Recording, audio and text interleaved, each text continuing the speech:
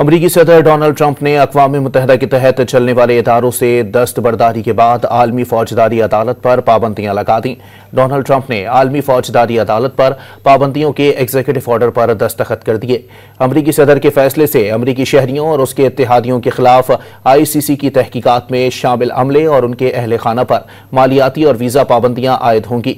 गुज़िश्ता साल ICC ने Israeli वज़ीर आज़म नेतन्याहू और दीगर के गिरफ्तारी वारंट जारी किए थे, जिसके बाद अमरीका का यह फैसला सामने आया है। अमरीकी सदर डोनाल्ड ट्रंप ने अक़वाम मुत्तहिदा के तहत चलने वाले इदारों से दस्तबरदारी के बाद आलमी फौजदारी अदालत पर पाबंदियां लगा दी। डोनाल्ड ट्रंप ने आलमी फौजदारी अदालत पर पाबंदियों के एग्जीक्यूटिव ऑर्डर पर दस्तखत कर दिए। अमरीकी सदर के फैसले से अमरीकी शहरियों और उसके इत्तेहादियों के खिलाफ ICC की तहकीकात में शामिल अमले और उनके अहल खाना पर मालियाती और वीज़ा पाबंदियां आयद होंगी।